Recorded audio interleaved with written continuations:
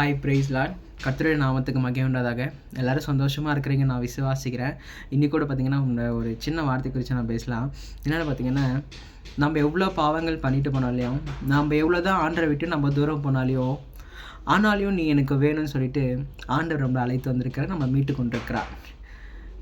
எவ்வளோ தான் நம்ம பாவம் செஞ்சுட்டு நம்ம வழி தவறி நம்ம போனாலையும் ஆண்டவர் நம்மளை மீட்டு கொண்டிருக்கிறார். எப்படின்னு பார்த்தீங்கன்னா, ஏசாயா 44:22 அப்படியே சொல்லப்பட்டிருக்குது. நான் உன்னை மீட்டு கொண்டேன். அழகாக சொல்லியிருக்க, நான் உன்னை மீட்டு கொண்டேன், நீ என்னுடையவள், நான் பேர் சொல்லி அழைத்த தேவன் அப்படின்னு சொல்லிட்டு அழகாக சொல்லப்பட்டிருக்கோம். ஸோ இன்றைக்கி அது மாதிரி தான் அந்த 99 ஆடில் ஒரு ஆடு, அந்த 100 ஆடில் அந்த 99 ஆடில் அந்த ஒரு ஆடு தொலைஞ்சு போயிட்டு கூட அந்த ஒரு ஆடுக்காக தேவன் ஐயோ அந்த ஆடு வெளி தவறி போயிடுச்சே, பாவத்தில் விழுந்துச்சேன்னு சொல்லிட்டு அந்த ஆடு சுமந்து வந்தார். ஸோ அது மாதிரி தான் இன்றைக்கி தேவன் நம்மளை ஸ்பெஷலாக பார்க்குறாரு. இன்றைக்கி நம்ம தொலைந்து போய் ஆடாக இருந்தாலையும், நம்ம பாவம் செஞ்ச அந்த ஆடாக இருந்தாலையும், நம்ம எவ்வளோ தான் பாவம் பண்ணிவிட்டு பின்மாற்றமாக இருந்தாலையும், தேவன் அந்த ஒரு ஆடுக்காக நம்மளுக்காக வந்தார்.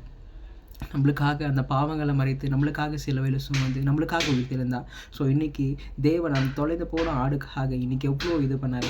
ஸோ அது மாதிரி தான் இன்றைக்கி நம்ம எவ்வளோ தான் பாவம் பண்ணியிருந்து எவ்வளோ தான் இது பண்ணியிருந்தாலும் தேவன் உன்னை என்னை மீட்டு கொண்டார். நீங்கள் பயப்படாதீங்க, நான் ஆண்டர்கிட்ட போகணும்னு சொல்லிட்டு ஆண்டவர் உனக்காக தான் உட்காந்து கொண்டிருக்கிறார், உனக்காக தான் வெயிட் பண்ணி கொண்டிருக்கிறார். நான் உன்னை மீட்டு கொண்டேன். ஆண்டவர் உங்களை பார்த்து சொல்லுகிறார். God bless you.